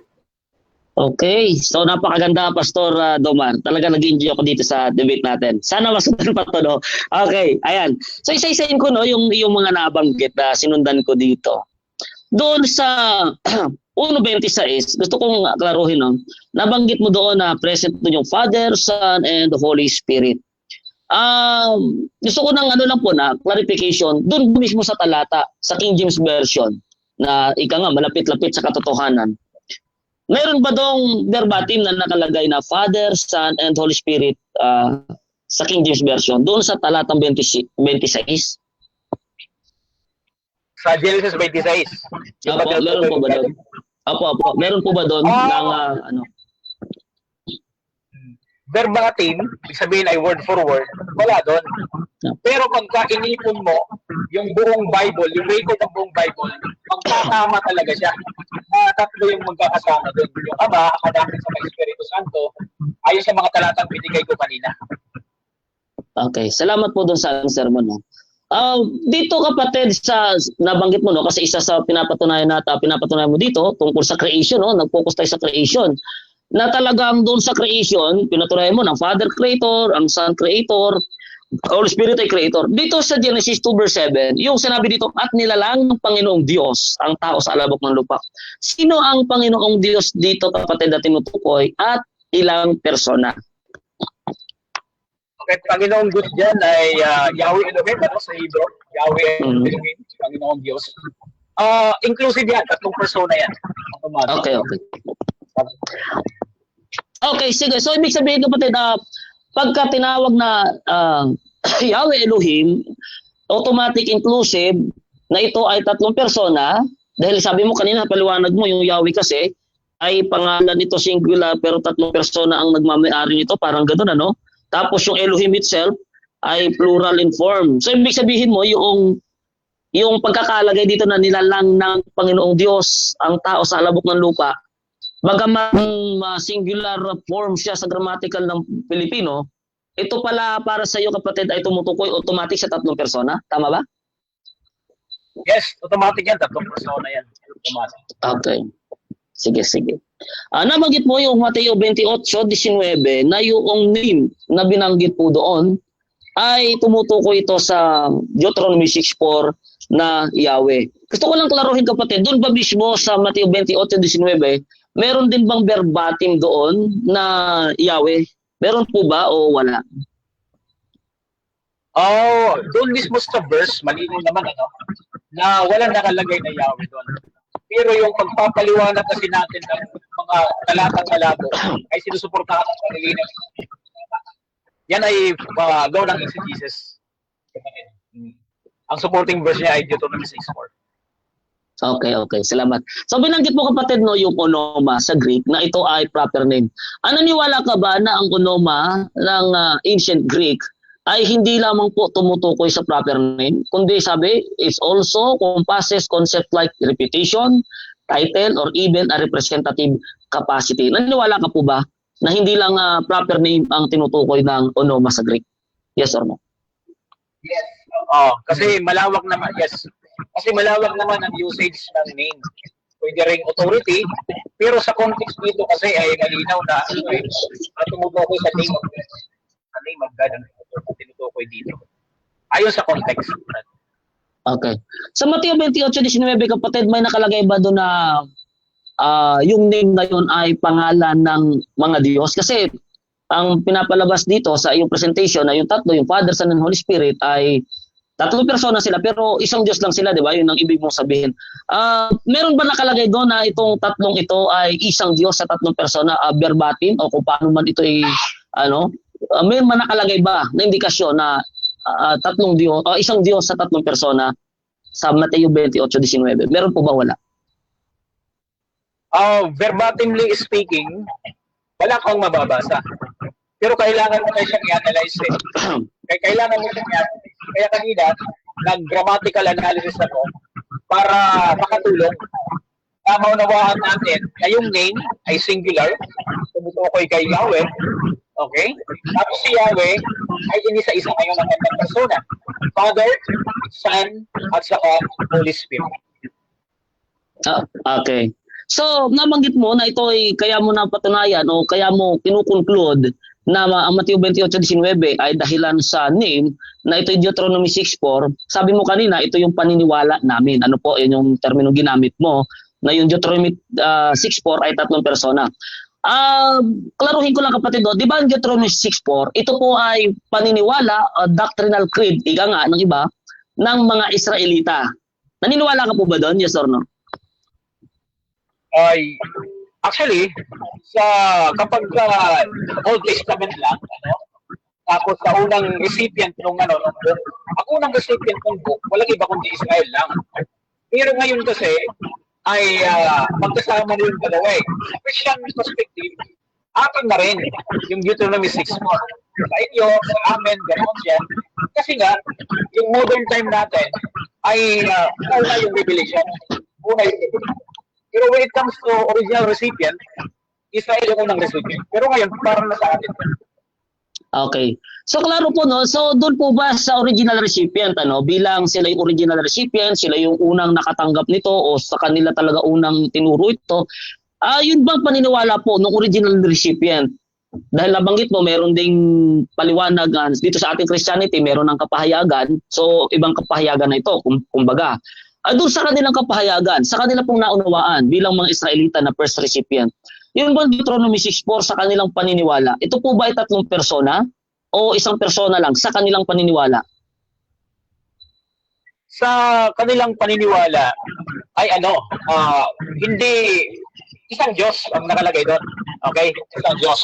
Pero pagka pinagbasihan mo yung Genesis 1:26, Genesis 11:7, Isaiah 6:8, may hint na plural ang Diyos. When it comes to person, plural siya. Kasi dahil sa mga plural pronoun na ginamit doon sa mga talatang pinanggit ko. Isa lang ang Diyos, pero Okay. So gusto kong linawin ng kapatid. So dyan nagtatapos mga kapatid ang second part ng ating debate. Dako tayo sa ating final conclusion bilang second speaker sa topic na ang persona ng Diyos. 1 versus 3. Pastor Domar ng Baptist, your time start now. 5 minutes.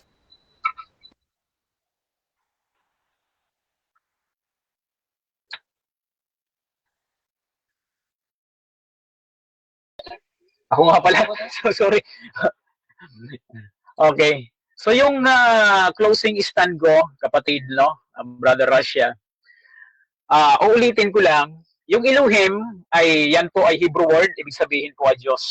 So gusto ko lang i-reiterate ba para sa mga listeners natin, sa mga nanonood. Ang unang tanong, bakit plural in form siya? Okay? Bakit plural in form? Ibig po kasi sabihin, una, plural in terms of majesty.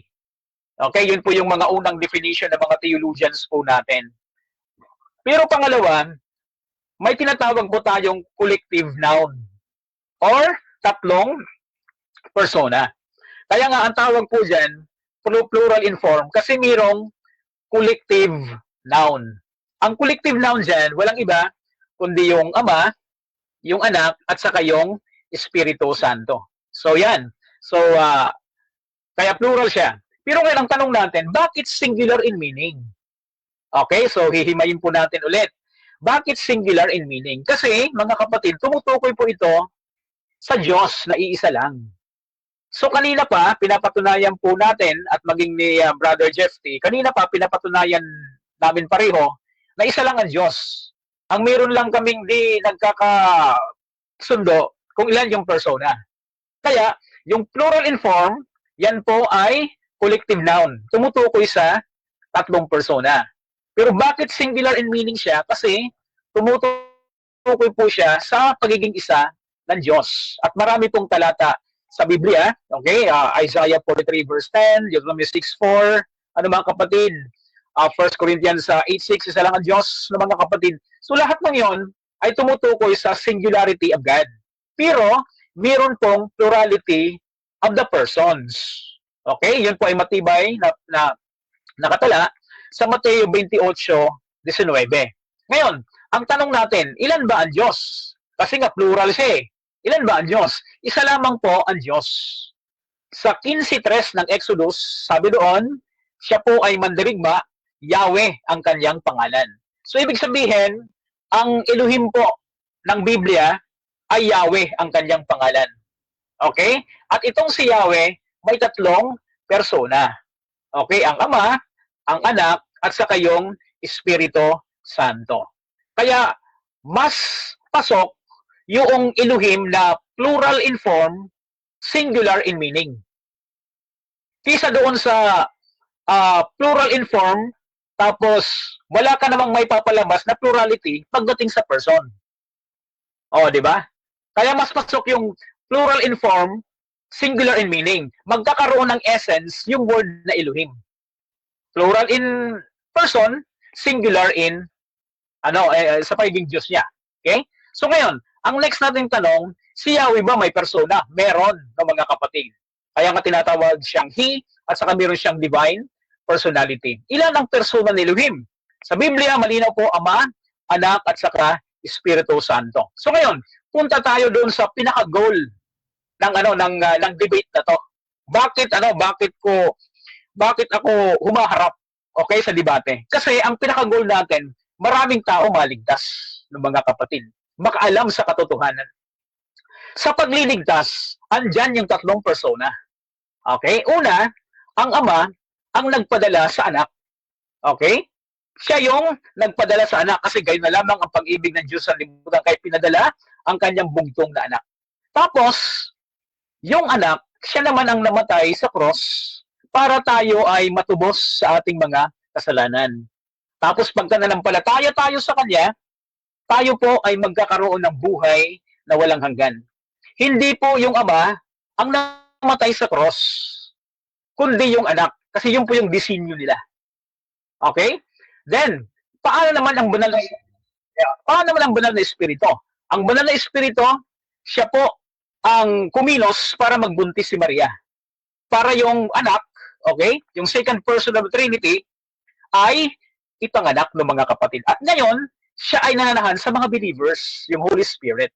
Nagpapabanal sa atin at patnubay sa lahat ng katotohanan.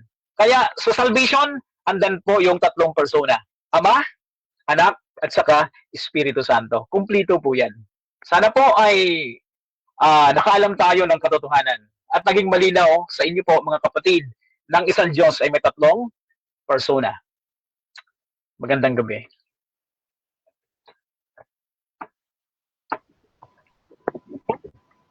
Nako din tayo sa ating first speaker, Pastor Jeff T. Ang persona ng Diyos, isa versus tatlo.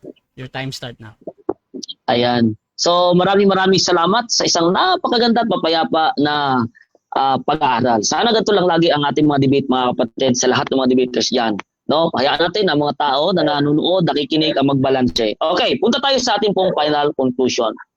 So, dito po sa banal na kasulatan, no, talagang doon din tayo pupunta sa Elohim at sa kahulugan, bakit singular. Nakikita ko na meron lang kami pagkakaiba pagdating na sa conclusion. Kami po naniniwala na merong Ama at ang Ama lamang na si Yahweh ay siya lamang ang nag-iisang tunay na Diyos. Yun po ang pananampalataya na ating tinatayuan na ito po ay ipinahayag na mula pa man sa unang panahon, mula pa man sa Genesis 1:1, meron na pong singular Elohim. Makita niyo po, plural in form pero singular in meaning. O ito po ipapaliwanag natin. Bakit po ba nagiging plural in form ang Elohim? Sabi po dito ni Paul Sumner, no, isa po itong skala. The im, sa tunog ng Elohim, the im ending denotes a plural masculine noun. Kaya pala mga kapatid, ang im o yung Elohim ay nagiging plural. Ang tawag po niya dyan ay grammatically plural. Dahilan po doon sa im sa dulo. Pero hindi nangangahulugan na ito ay plural in person. Bagkus ang sabi dito, most of the time, however, when the noun is used for the true God, it has singular masculine verb. Okay, so ibig sabihin, pag pinag-usapan natin ay true God, the God of Israel, always singular po ang Elohim. Dahil lang sa naging plural lang siya, dahil lang sa grammatical structure niya. Grammatical structure niya mga kapatid. Sarado lang natin konti. Naingay aso. At hindi dahilan sa paniniwala na siya ay plural. No? Okay. So tuloy pa natin. Meron po dito na ipakita ko sa inyo sa Exodus 15 verse 11, kagaya nabanggit natin kanina. Dito po ay ginamit ang L na sabi nga ito yung singular ng Elohim. So balit sa Exodus 15 verse 11, dito po ay meron po siyang plural, grammatically plural sa kanyang konteksto. Ano sabi dito? Who is like unto thee, O Lord, among the gods. Yun pong gods na ginamit dito, pag sinasalin po ng plural ang God, ang L, sa English with S, among the gods. Pagka kinuha niyo po ito, ang 15:11 ng Exodus, L po ang ginamit. Singular form po siya, grammatically singular, pero dito po ay naging plural in meaning po siya. Among the gods. Ayan. So, plural po naging plural in meaning po siya dito, bagamat singular ang kanyang grammar. Ito po, pangalawa, L singular referring to the one true God. Ginamit din po yung L na singular to the one true God. Yung kanina kasi, yung plural form ng L o plural translation, ito po ay referring to false gods. So ito po yung prinsipyo. Sa biblical principle mga kapatid, once na ang iyong Diyos na kinilala ay plural in person, automatically, yan po ay pagan God. Yan po ay Diyos ng mga pagano, ng mga heathens. Kaya po sinasalin po yan automatic in a plural form sa English. Gods, yan, automatic. Pero pagka tumutukoy po sa tunay na Diyos, ay automatic po yan. Kahit sasalin sa Tagalog, kahit sasalin sa English, ay singular God po ang pagkakasalin dyan. Kagaya nito, na the same, no, L, ginamit sa Genesis 14 verse 18, and Melchizedek, king of Salem, brought forth bread and wine, and he was the priest of the Most High God. The Most High God. Yung God dito, Hebrews 4, tinatawag na sa strong concordance, ng code niya po ay H410, L, singular po to. Pero ano po ginamit dito? Singular meaning din kasi sa Diyos. Pero sa taas, sa 15 verse 11, L din, singular, pero naging plural in meaning. Kahit sa translation, gods ang translation. Bakit? Kasi po, kapag po more than one person na Diyos, hindi na po tunay na Diyos yan. Yan po ay Diyos na ng... Okay. So, ganyan din po sa Genesis 17:1, ang Diyos ni Abraham ay isang persona lamang. So, kailan po nag-start ang paniniwala mga kapatid na ang Diyos ay may tatlong persona? Yan po ay nagsimula lamang sa Nicene Creed. At ang doktrina po yan ay doktrinang sentro ng Roman Catholic Church. Dahil sa kanila pong first tenet yan, makikita nyo po yan sa kanilang CCC. Okay, so dyan nagtatapos mga kapatid ang ating debate between PAM and Baptist. So before natin i-end yung ating live, syempre gusto ko muna kayo magpasalamat sa ating audience. Unahin natin si Pastor Jeff. Pastor. Alright, so magandang gabi sa inyong lahat mga kapatid at maraming salamat sa magandang talakayan na amin pong nagawa ni Pastor Domar ngayon. Hindi kagaya nung unang sagupa namin. Medyo siguro ay ano pa lang nun, mainit-init. Pero ito ang nais natin mga kapatid sa lahat naman ng pagtatalakayan na ganito lamang ang gawin natin. Dahil alam ko po na kagaya na nabanggit niya sa conclusion niya kanina, isa lang naman ang layunin niya. Ganun din ang layunin po natin, isa lang na ang tao ay maligtas. Dangan nga lamang may iba't iba tayong paniniwala. So kayo na po ang magbalanse kung alin ang talagang tamang paliwanag, tamang pagkakilala sa Diyos. So para sa akin po, ako po yung naniniwala na mahal tayong lahat ng Diyos. Ano po? Tayong lahat ay minamahal ng Diyos. At gusto ko din batiin yung lahat po ng mga nanonood. Maging one God believer ka man, maging Trinitarian ka, o ano man ang paniniwala mo. Hindi pa po huli ang lahat, mag-aral lang po tayo para pare-pareho tayo na magkaisa sa pagkaalam talaga ng katotohanan. Dahil isa lang po ang layunin natin lahat, ang kaligtasan. Nais po natin lahat na mapunta sa langit at makamtan po yung pangako ng nag-iisang tunay na Diyos natin. So muli, Pastor Domar, maraming salamat sa iyo sa very informative na yung pagkakasalaysay. Napakaganda naman ang hanay mo at may mga natutunan din naman ako sa iyo, sa iyong mga hanay. Bagamat meron tayong pagkaiba pa rin sa mga interpretation, ganun pa man ay God bless sa iyo, sa iyong pamilya, sa lahat ng iyong pinangungunahan kapatid. Hopefully magkita tayo sa personal. Yan ang aking laging nais kapag mababait naman at magandang kausap ang nakakadebate natin. Nais ko na makausap kayo sa personal sa ganitong paraan na mas mahaba-haba ang ating oras para mas detalyado po natin na matalakay. So siyempre Bro Rasha, ang nag-iisang pangbansang moderator ng bayan ng Pilipinas, si Bro Rasha, maraming salamat sa iyo. Sa lahat ng nanonood, sa taga Church of God, Revival of All Nations, sa lahat ng mga taga Samar, mga kapastoran dyan, both sa panig ni Pastor Domar at sa panig po namin, sa inyong lahat, Luzon, Visayas at Mindanao at sa buong mundo. Magandang gabi. Good night po and God bless. Dito din tayo, Pastor Domar. Yan, una sa lahat ay nagpapasalamat ako sa Diyos sa isang maganda, maayos at malinaw talakayan. Pangalawa, salamat Brother Russia sa platform na iyo pong binigay para magkaroon ng dialogue yung iba't ibang mga sekta, grupo. At syempre, nais ko rin pasalamatan yung misis ko. Ever supportive yun. Okay? So, salamat. Tapos, syempre, misis ni Brother Jeffy, mga anak na daw eh. Okay, Brad, congrats ha. Then siyempre sa mga sa mga biyanan ko sa Batangas, nanonood din sila. Thank you so much for your support. Then siyempre sa mga taga-church namin sa Metro Harvest, sa Calbayog, salamat din sa inyong suporta. Tapos yung mga kaibigan kong pastor sa Calbayog at sa iba't ibang panig ng sa Luzon, yung iba pang mga pastoran kong mga friends, salamat po sa inyong suporta, mga prayers, salamat din po ng mga kapatid. At siyempre, nagpapasalamat tayo higit sa lahat ay sa Panginoon Diyos na nagbigay sa atin ng salita ng Diyos para malalim na talakayin, malalim na aralin, na bagaman may pagkakaiba ng paliwanagan, ay pumupunta pa rin tayo doon sa sinasabi ng 1 Peter, di ba? Chapter 3, 15 to 16, na kung may paliwanagan, dapat ay may respeto, may paggalang, sapagkat para yung mga taong minsan ay naninira sa atin, mapahiya sila. Pero higit sa lahat, ay magpaliwanagan tayo ng may pag-ibig. Sabi pa nga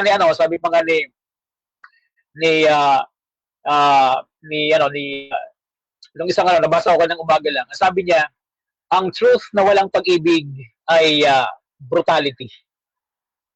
Pero ang pag-ibig naman na walang truth, mga kapatid, ay hypocrisy. So, kailangan magsama yung dalawa. Kung may katotohanan ka, dapat may pag-ibig din ng mga kapatid. So hopefully, hindi ito yung pangalawa sa debate natin, brother. At natutuwa ko na naging maayos yung debate natin kasi talagang I pray for this, na maging maayos yung paliwanagan para makinabang yung mga listeners natin. Makinabang yung mga taong nasa magkabilang panig ng mga kapatid. So thank you so much, Brother Russia. Maraming salamat sa iyo. Glory to God. Russia TV gusto din magpasalamat sa lahat ng sumusuporta at laging naniniwala pa din sa atin. At kung gusto niyo sumali sa ganitong gawin, pwede kayo mag-PM sa akin or maghamon man sa dalawang ito. Nandyan si Pastor Jeffy at Pastor Domar, mga kapatid. At please subscribe yung ating YouTube channel, Russia TV. Paki-follow yung dalawang ito. Paki-follow na din ako. Maraming salamat. This is Admin Russia ng Russia TV and we're out.